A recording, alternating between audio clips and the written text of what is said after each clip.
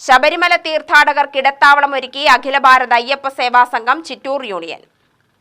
അഖില ഭാരത അയ്യപ്പ സേവാ സംഘം ചിറ്റൂർ യൂണിയന്റെ നേതൃത്വത്തിലുള്ള രണ്ടാമത്തെ ഇടത്താവളം വിത്തനശ്ശേരിയിലാണ് ഒരുക്കിയിട്ടുള്ളത്.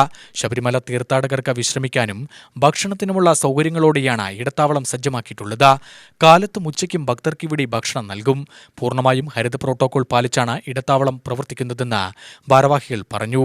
അഖില ഭാരത അയ്യപ്പ സേവാ സംഘം ചിറ്റൂർ യൂണിയൻ നെന്മാറയിൽ ആദ്യമായിട്ട് അയ്യപ്പ ഭക്തർക്കായിട്ടുള്ള ഒരു ഇടത്താവളം ആരംഭിച്ചിരിക്കുകയാണ്.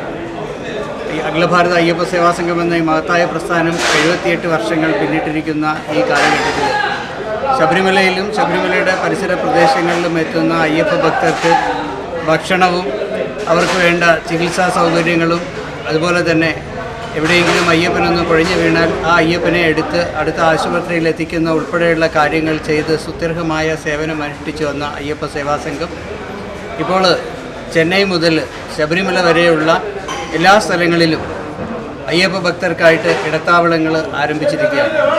അതിൻ്റെ ഭാഗമായി നമ്മൾ ചിറ്റൂർ താലൂക്ക് 3 ഇടത്താവളങ്ങളാണ് നേരത്തെ ഉണ്ടായിരുന്നത്. ആദ്യമേ തന്നെ ഇതിന് നന്ദി പറയേണ്ടത് മൃദുല ട്രേഡേഴ്സ് എന്ന സ്ഥാപനത്തിൻ്റെ ഉടമസ്ഥൻ ശ്രീ ഹരിദാസിനാണ്. ഇതിലൂടെ യാത്ര ചെയ്യുന്ന നമ്മുടെ സ്റ്റേറ്റ് ഹൈവേ കൂടെയാണ് ഗുരുവായൂരിനും പഴനിക്കും ഇടയിലുള്ള ഏറ്റവും പ്രധാനപ്പെട്ട ഒരു സ്ഥലമാണ് നെന്മാറ. നെന്മാറയിലൂടെ ലക്ഷക്കണക്കിന് അയ്യപ്പ ഭക്തരാണ് നിത്യേന യാത്ര ചെയ്യുന്നത്. അതിൽ ചെറിയൊരു ശതമാനം അയ്യപ്പ ഭക്തർക്ക് നമ്മളിവിടെ അതിരാവിലെ 6 മണി മുതൽ തന്നെ പ്രഭാത ഭക്ഷണം മുതൽ ഉച്ചഭക്ഷണവും ഒക്കെ ആയി ഇനി വൈകിട്ടുള്ള ഭക്ഷണം കൂടെ കൊടുക്കണമെന്ന് ആഗ്രഹിക്കുന്നു. ഇവിടെ എത്തുന്ന അയ്യപ്പ ഭക്തർക്ക് അവരുടെ മനസ്സിന് ആരോഗ്യ സംരക്ഷണമൊക്കെ വളരെ ശ്രദ്ധിച്ചുകൊണ്ടാണ് ഇവിടെ ഭക്ഷണം കൊടുക്കുന്നത്. നെന്മാറയുടെയും പരിസര പ്രദേശങ്ങളിലെയും ചിറ്റൂർ താലൂക്കിലെയും അയ്യപ്പ ഭക്തരുടെ നിർലോഭമായ സഹകരണം കൊണ്ടാണ് ഈ ഇടത്താവളം മുന്നോട്ട് പോകുന്നത്. Union president MP Karthikeyan, vice president Das Pallavur, KKAPC chairman Premachandran, union committee അംഗം സദാനന്ദൻ, ജോയിന്റ് സെക്രട്ടറി നാരായണൻകുട്ടി എന്നിവർ പ്രസംഗിച്ചു.